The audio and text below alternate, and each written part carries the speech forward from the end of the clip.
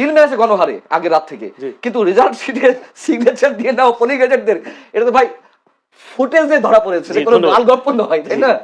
সংস্কার বিচার বিভাগ সংস্কার কমিশনের একজন সদস্য আর একজন ঐতিহাসিক ব্যক্তি, ইতিহাসে যার নাম জড়িয়ে আছে, বিচারক মাজহার হোসেন সাহেব, তিনি তো ওপেন বললেন যে এই 18 মাসে কিছুই করা হয়নি, ইচ্ছা করলে সরকার অনেক কিছু করতে পারত।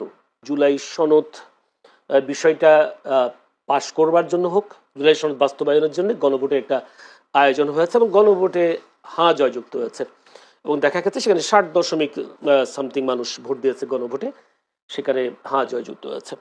এখন আগামীকাল যদিও বলি শপথ গ্রহণ অনুষ্ঠান, সেক্ষেত্রে নিম্নকক্ষ গঠিতই হয়ে যাচ্ছে।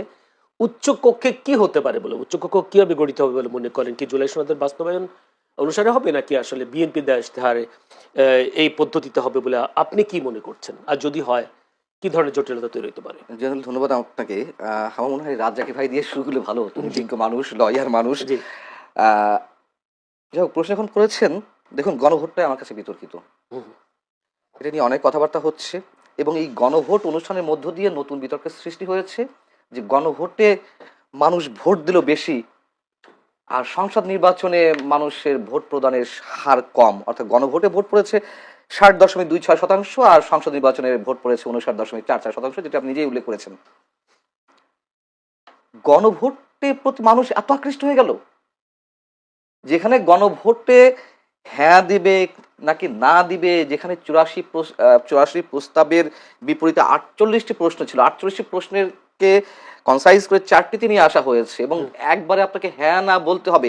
এই যে তুমুল বিতর্ক, এই বিতর্কের মধ্য দিয়ে আবার সেখানে ভোট প্রদানের হার বেশি, মানুষ যেখানে কনফিউজিং যথেষ্ট পরিমাণ করে। আপনি বুকে হাতে বলুন তো, আপনি ভালো করে বুঝেন কিনা যে করা প্রস্তাব দেওয়া হয়েছে, যে প্রশ্ন আপনি বুকে, আমি বুঝি না, আমি নিজে সহজ সরল ভাষায় কথা বলছি, আমি বুঝি না। অক্ষর জ্ঞান তো কিছু আছে, শিক্ষিত না হই, অক্ষর জ্ঞান তো আছে, তাই না? আমি তো বুঝি না, অনেস্টলি স্পিকিং। সেখানে গণভোটের সব হ্যাঁ না কেউ কেউ দিয়ে দিল, আর যেখানে বিএনপি গণভোটের তো সাইলেন্ট ছিল, হ্যাঁ না এর ক্ষেত্রে সাইলেন্ট ছিল, শুধু সমালোচনা এড়ানোর জায়গা থেকে তারেক রহমান একবার বলেছেন, আমার যদি ভুল না হয়ে থাকে নির্বাচনের প্রচারণায়, একদিন বলেছেন হায়ের পক্ষে ভোট দিন। আর বিএনপি কি আসলে কেমন ছিল, হ্যাঁ নাকি না? না, তারা তো এই গণভোটের এই যে জুলাই সনদ প্রস্তাব, আইনি ভিত্তি ইত্যাদি ইত্যাদি, এগুলো নিয়ে তো ফ্রম দ্য বিগিনিং তাদের আপত্তি। তারপর দেখা যাচ্ছে যে জনগণকে হয়তো কেউ কেউ কোনো কোনো বিশেষ শক্তি ভুল ভাল বোঝাতে পারে, ও তোমরা সংস্কারের পক্ষে না। আচ্ছা, সংস্কারের পক্ষে না, সংস্কারের পক্ষে তো আমরা সবাই। সংস্কার তো একটি চলমান প্রক্রিয়া। আজকে আমার পার্সোনাল একটি পডকাস্ট আছে, আপনি জানেন, সেখানে বিচারক মাজহার হোসেন সাহেবকে আমি ইনভাইট করেছিলাম। উনি তো সংস্কার কমিশনের সদস্য ছিলেন, উনি তো ফুললি ডিসঅ্যাপয়েন্টেড। সংস্কার বিচার বিভাগ সংস্কার কমিশনের একজন সদস্য আর একজন ঐতিহাসিক ব্যক্তি, ইতিহাসে যার নাম জড়িয়ে আছে, বিচারক মাজহার হোসেন সাহেব, তিনি তো ওপেন বললেন যে এই 18 মাসে কিছুই করা হয়নি, ইচ্ছা করলে সরকার অনেক কিছু করতে পারতো, আমাদের আশা ছিল ইন্টারিম গভর্নমেন্ট অনেক কিছু করবে, কিচ্ছু না। যে সেখানে আইন উপদেষ্টা বিচারকদের উপরে চোখ রাঙান, আইন উপদেষ্টা ইনডিরেক্টলি নির্দেশ দেন, এটাই কি সংস্কার?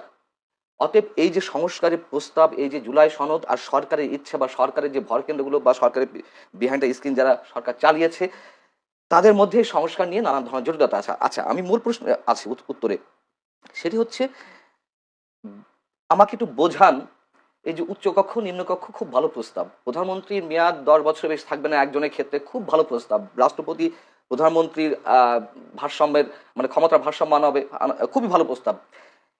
কিন্তু এই যে গণভোটটা কি প্রয়োজন ছিল? আমি প্রথমে বলেছি এটি সংবিধান সম্মত নয়।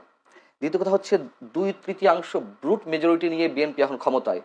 এর আগে সংবিধান সংস্কার হয়েছে না? হয়েছে তো। এর আগে তো নানান আইনের সংস্কার হয়েছে, নতুন নতুন আইন প্রণয়ন হয়েছে, তার যদি গণভোট প্রয়োজন আছে? আচ্ছা, এই 2/3 সংখ্যাগরিষ্ঠতা নিয়ে তো সংস্কার প্রস্তাব বিএনপি যা ইচ্ছা করতেই পারে। এই যে সংবিধান সংস্কার পরিষদ, এটি কেন, কোন উদ্ভট চিন্তা থেকে এটি এলো? এবং একই সঙ্গে প্রশ্ন, এটি দাবি তো মূলত এনসিপি এবং জামায়াতে ইসলামী ছিল, তাই না? সে এনসিপি কেন এত কিছুর পরে, এত দিন পরে, নির্বাচন হয়ে যাওয়ার পরে, আজ কিবার রোববার, আজকে তারা গেছেন বঙ্গভবনে স্বাক্ষর করতে? আপনি বুঝতে পারছেন না খেলাগুলো কোথায়? যারা প্রস্তাবক, যারা নিজেদেরকে বিপ্লবী বলছে, যারা এটার করতে যান প্রাণ দিতে মরিয়া হয়ে আছে, তারা কেন এতদিন পরে একেবারে নির্বাচন পরে গিয়ে স্বাক্ষর করতে গেল, তার আগে কেন স্বাক্ষর করলো না? এই প্রশ্নগুলো পাল্টা আপনাদের কাছে। তাহলে এটি দিয়ে কি হচ্ছে? তারপরে উচ্চকক্ষ গঠন হচ্ছে কি হচ্ছে না আমি একটু জানতে চাই। যদি গঠন হয় তাহলে কিভাবে গঠিত হওয়া উচিত? বিএনপি তো বলে আসছে যে আসনের ভিত্তিতে, আসনের ভিত্তিতে তারা উচ্চকক্ষ গঠন করতে চায়, আর জামায়াতে ইসলামী চায় পিয়ার পদ্ধতি। হ্যাঁ, সো এটা তো এখনো নিষ্পত্তিহীন অবস্থা আছে, নিষ্পত্তি হয়নি। নিষ্পত্তি না হলে কোনো জটিলতা তৈরি হবে, জটিলতা তো সৃষ্টি হতেই পারে। জামায়াতে ইসলামী 68 আসনই আছে, আরো 6টা তাদের সহযোগীদের। সো এতগুলো আসন নিয়ে তারা তো শক্তিশালী বিরোধী দল হিসেবে উপস্থিত হয়েছে। যেহেতু নিম্নকক্ষে বিএনপি 2/3 ভোট পেয়েছে, সেখানে তাদের আইন পাস করতেও তো তার আর কোনো জটিলতা নাই। দুইটা প্রশ্ন উত্তর যদি না, একটা আপনার শেষের প্রশ্ন উত্তর দিয়ে শুরু করি। সেটা হচ্ছে অবশ্যই তাদের কোনো সমস্যা না, তারা ব্রুট মেজরিটি পেয়েছে। যদিও ব্রুট মেজরিটি ইতিহাস বলে যে সংশ্লিষ্ট দলের জন্য ক্ষতির কারণ হয়, তারা এক না হয়ে ওঠার সুযোগ পায়। যাই হোক, এগুলো ভবিষ্যতেই বলবে যে বিএনপির ক্ষেত্রে আসলে কি হবে। এবং আইন প্রণয়নের ক্ষেত্রে কিছু করার নেই। হয়তো জামাত ইসলামী, এনসিপি যে 2-1 সদস্য বা স্বতন্ত্র বা অন্যান্য দলে যারা আছে তারা একটু হইচই করতে পারবে, কিন্তু বিএনপি যা ইচ্ছা তাই করতে পারবে।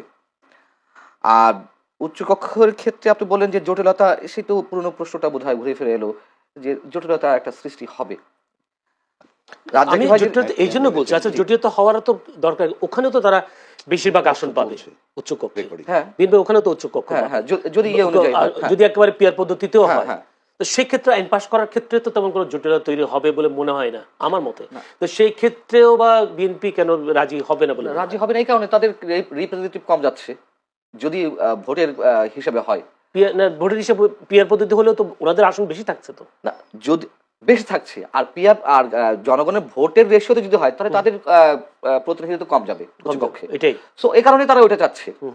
এই কারণে আচ্ছা, তারা যখন এই দাবিটি তোলে খুব ভালোভাবেই তারা নিশ্চয়ই হিসেব নিকেশ করেই এই কথা বলেছিল যে আওয়ামী লীগ যে নির্বাচনে আসতে পারবে না বা একেবারে বাদ হয়ে যাবে, তারা কিন্তু এই হিসাবটা মাথায় নিয়ে বলেনি।